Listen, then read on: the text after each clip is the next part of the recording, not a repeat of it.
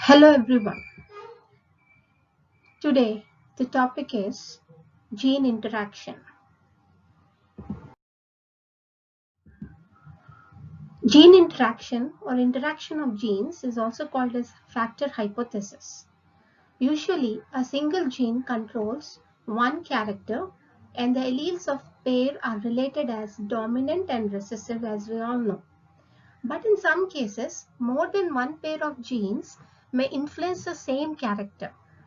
These may interact in different way by adding, subtracting or modifying the character in question or may inhibit or reverse the effect of another pair of genes.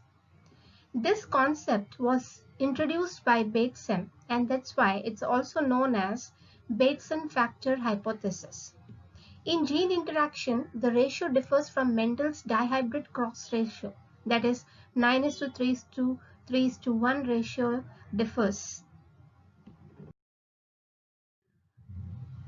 There are two types of gene interaction.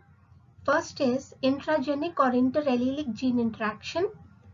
Second is intergenic or non-allelic gene interaction. Different types of intragenic gene interactions are incomplete dominance, codominance, multiple alleles, lethal genes. And different types of intergenic gene interactions are complementary genes, supplementary genes or also called as recessive epistasis, dominant epistasis, duplicate genes, collaborator genes, pleiotropic genes, etc. So first we'll discuss about intragenic or interallelic gene interaction. First type is incomplete dominance or blending inheritance. After Mendel, several cases were recorded where F1 hybrids were not related to either of the parents but exhibited a blending character of two parents. The two genes of the allelomorphs pair are not related as dominant and recessive, but the dominant gene in heterozygous condition has a reduced kind of expression, so that each of them expresses itself partially, showing partial dominance. Dominant gene is not able to dominate recessive gene completely. So if you see the example here, example of Mirabilis jalapa, which is also called as 4 o'clock plant. When plants with red flowers are crossed with plants having white flowers, the F1 plants or hybrid plants, they bear pink flowers, or we can see pink flower plants in F1 generation. When these F1 plants with pink flowers are self-pollinated or crossed among themselves, they develop all the three varieties, that is red, pink and white, in the ratio of 1:2:1 in F2 generation. Another example of incomplete dominance is Andalusian fowls or chickens. So they are called as Andalusian chickens or Andalusian fowls. If we cross a black feathered fowl with white feathered one, in F1 all fowls present or were shown as a blue feathered appearance. When these were self-fertilized, the blue birds produce black, blue and white in the ratio of 1:2:1 again. So this is again an example of incomplete dominance. Another example is snapdragon, or the scientific name is Antirrhinum majus. Here, plants with broad leaves and plants with short leaves give rise to plants with intermediate leaves, okay, in F1 generation.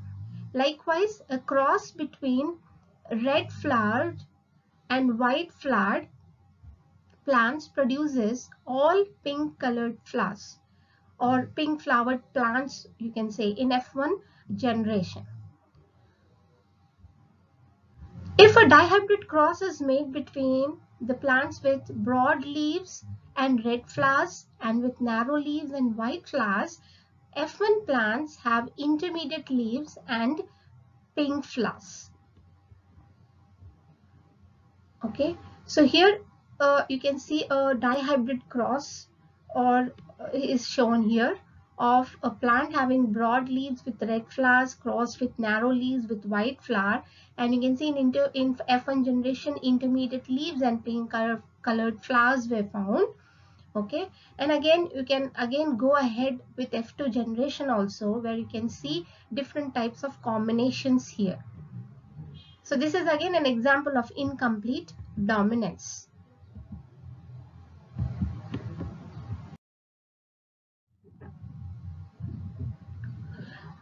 Second type is codominance. Example, generally we take of codominance of coat color in cattle. Okay, so in codominance, both the genes of an allelomorphic pair express themselves equally in F1 hybrids. It means a heterozygote for codominant genes exhibits both the characters side by side.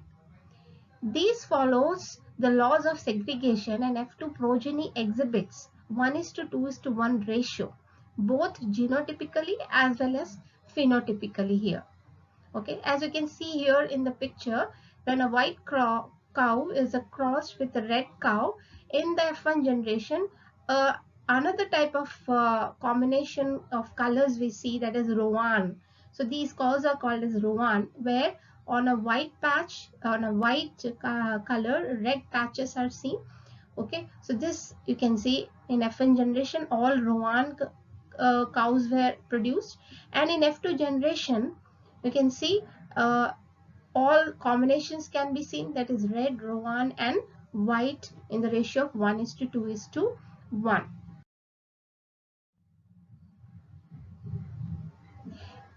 Another type of gene interaction is called intergenic or non-allelic gene interaction. We are going to discuss about few types of these intergenic gene interactions. First is complementary genes. The complementary genes are two pairs of non-allelic dominant genes which interact to produce only one phenotypic trait, but neither of them, if present alone, produces a phenotypic trait in the absence of other. It means that for the development of the dominant character, both the complementary genes must be present at least by their one dominant allele. And if absence of even one of the two genes, it produces recessive phenotype.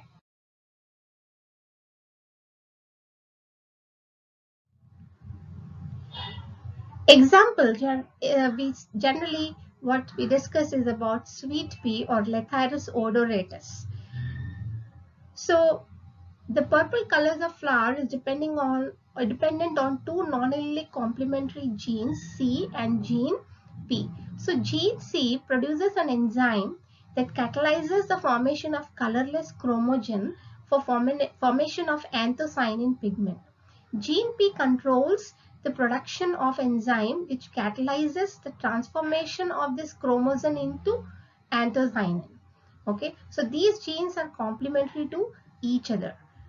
So here you can see that here the pigment anthocyanin is produced by two biochemical reactions here, as you can see here, and the end product of first reaction forms the substrate for other. Okay, so that's how a anthocyanin pigment is.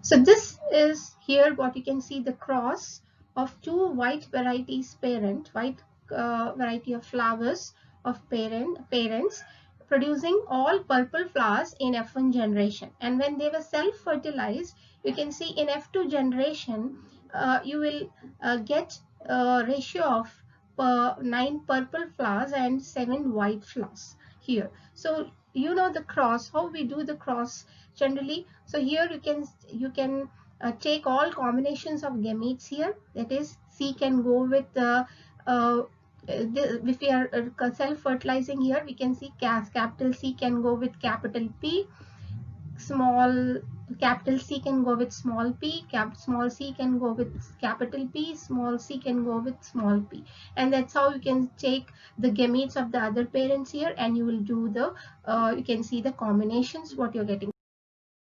9:7 ratio. Coming to the supplementary genes, other type. Here we take the examples generally of rats and guinea pigs coat color, where you can see the coat color is governed by two dominant genes A and B. So these supplementary genes are two independent pairs of dominant genes which interact in such a way that one dominant gene will produce its effect whether the other is present or not. The second dominant, when added, changes the expression of the first one, but only in the presence of first one. Okay, so here see, when gene B is present, it gives black color, and if gene A is present, it will be albino. If both the dominant genes are present, it will show a grayish coat color, that is what we call as agouti. And if both are in recessive condition, then again you will see the albino condition here. And this is the cross. Now when the agouti and albino were crossed in the F1 generation, you will find all agouti types we got. And when these were self-fertilized, two agoutis were self-fertilized, and you can see in F2 generation what kind of ratio you'll get of agouti, albino and black color is 9:3:4. That is 9 agouti, 3 black and 4 albino types will get.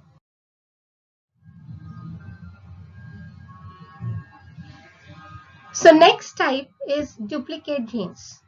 So example, generally what we take is of a weedy plant called shepherd's purse, and the scientific name is Bursa pastoris. Okay, so when two pairs of genes determine the same or nearly same phenotype, so that either of the two genes is able to produce the character, these are said to be duplicate factors for seed pods. Now, generally we take this example where there are two types of seed capsules. One is triangular type, another is elongated or ovoid type. So here you can see the cross here where in shepherd purse plant seed capsules. You can see here when a triangular type of seed capsule plant is crossed with an ovoid, okay, we'll take the gametes, and when we have done the cross, when you'll do the cross, will see in F1 generation all triangular types of seed capsules type of plants. Where F2 generation, you'll get the ratio of 15:1. Another type is collaborator genes. Generally, we take the example of combs in poultry. Okay, poultry in chicken combs. Okay, where two genes control the development of combs. Now, in collaboration, two genes pairs which are present on separate loci but influence the same trait interact to produce some totally new trait or phenotype that neither of the genes by itself could produce here. So here you can see gene R gives rise to rose comb, and if gene P is there, it will produce P comb. Both rose and P combs are dominant over single comb, and gene R and P for rose and P comb together produces new phenotype, the walnut comb. So we'll see here in the cross, when rose comb was crossed with chicken having P comb, okay, you will see another type of comb was seen in F1 generation, that is a walnut comb. Okay, and then when these were self-fertilized, when two walnut combs were fertilized in the F2 generation, we have got all the four types of comb: walnut, rose, pea, and single comb here. And you can see that is the ratio what we get, which is very much similar to the Mendelian ratio. This is 9:3:3:1. So 9 walnut and 3 rose combs, 3 pea combs, and 1 single comb here.